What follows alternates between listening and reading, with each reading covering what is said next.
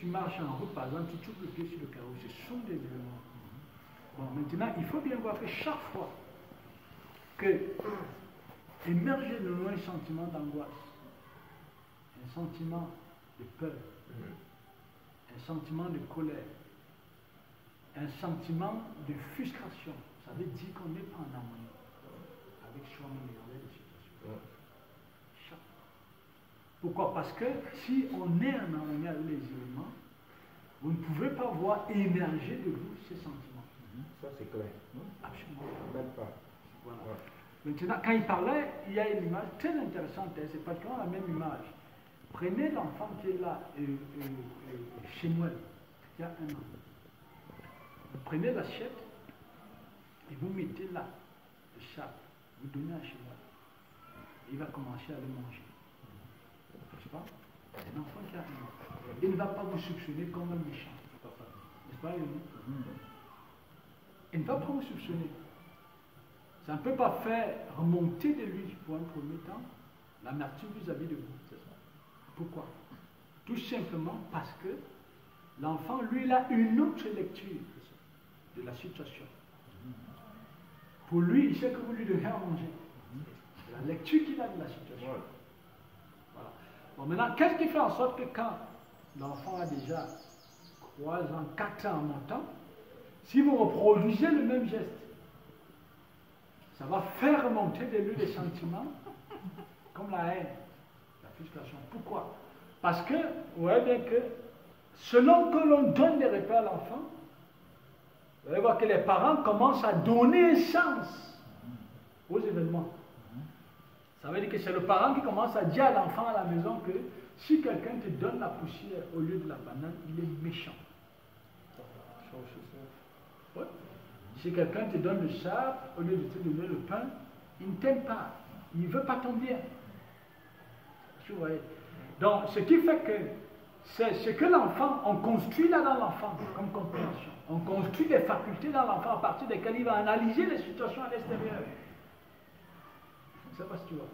Donc, c'est ça. Donc, ce qui fait que c'est l'analyse donc qu'on a des situations qui créent en nous, n'est-ce pas, un sentiment de colère, un sentiment de haine, de vengeance. C'est l'analyse qu'on a de la situation.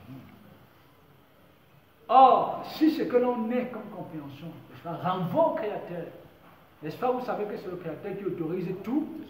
Ça veut dire que bien même quand quelqu'un vient mettre le sable dans votre tapioca, quand vous mangez, que ça vous pince là-dedans, vous n'avez pas, vous n'extériorisez pas la situation à l'extérieur. Ça veut dire que vous revenez en vous pour voir ce qui émerge de vous comme sentiment. C'est ça. Et c'est où on dit donc que les situations participent plutôt à vous construire. Donc vous n'avez pas une analyse. L'analyse que vous avez de la situation ne vient plus de la société. Parce que c'est la société qui fonctionne sous la base du bien et du mal. La notion du bien et du mal.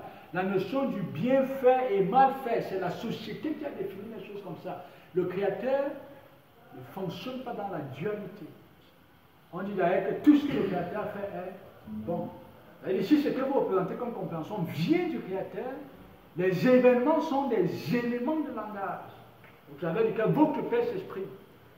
Et donc, qui vous renvoie en vous. De telle sorte que chacun puisse se poser la question de savoir qu'est-ce qui émerge de moi quand je suis face à une situation. Est-ce que c'est la frustration? Est-ce que c'est la colère? Est-ce que c'est la haine? Mais si ce sont ces sentiments, il faudrait déjà que je comprenne que le regard que j'ai de la situation est fausse. Ça veut dire que je ne vois pas la situation, je n'analyse pas la situation à partir du Créateur. Je l'analyse à partir de l'univers. Et toute analyse qui est faite à partir de l'univers est fausse. Donc c'est ça la question d'harmonie. Donc vous voyez donc que celui qui est dans l'âme, automatiquement il va se développer. Ça veut dire que pour lui, il considère les éléments comme une alimentation, un peu comme l'enfant qui vous donnait le sable. Lui, il pense que c'est la nourriture, c'est pourquoi il va le prendre avec joie. Et il va même le manger.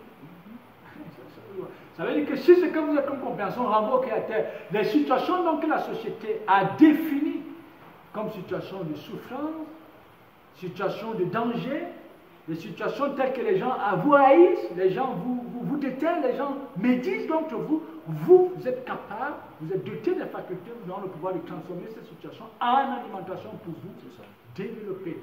Et l'un des signes que c'est vrai, c'est qu'on voit combien est-ce que vous êtes dans l'harmonie avec vous-même. Et si vous êtes dans l'harmonie avec vous-même, vous ne vous plaignez de rien. Vous n'en voulez à personne. Et si vous n'en voulez pas à quelqu'un, vous ne pouvez pas médire contre lui. Vous ne pouvez pas calomnier contre les gens. Parce que d'où viennent les calomnies et les murmures? Quand on voit les gens calomnier, c'est tout simplement parce que l'on estime que l'individu en face est un danger. Voilà. Il constitue une menace pour nous.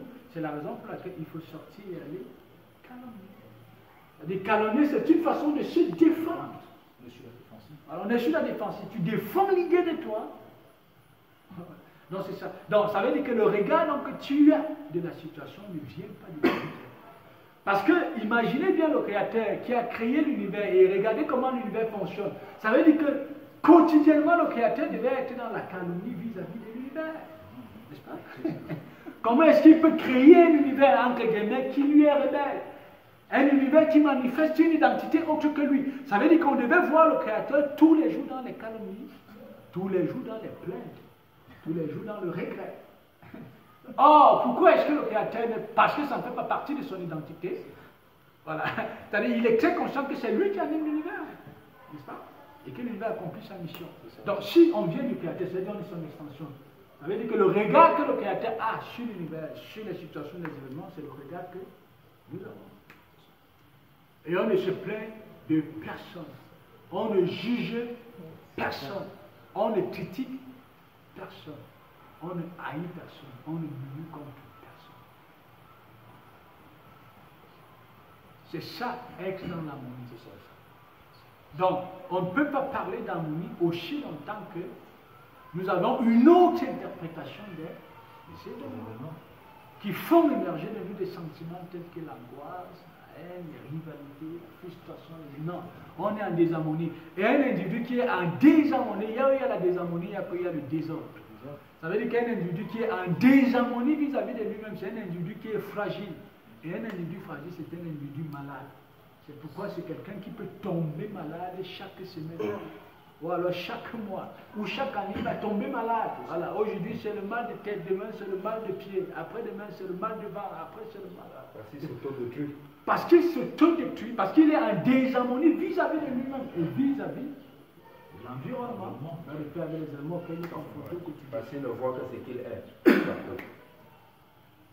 Mais sans connaître que c'est ce qu'il est, il projette ça ailleurs. Parce que pendant que papa nous parlait, je comprenais un élément, c'est que le Créateur, s'il faudrait parler d'harmonie, ça renvoie vraiment à l'identité, au Créateur, quoi. Parce que le Créateur, il est, je ne sais pas si je peux dire, en harmonie avec lui-même. Donc, comme Franck le dit, c'est pour ça qu'il ne peut pas se plaindre de l'outil qu'il a fait. Il ne peut pas se plaindre de l'outil qu'il a fait. Donc, ça veut dire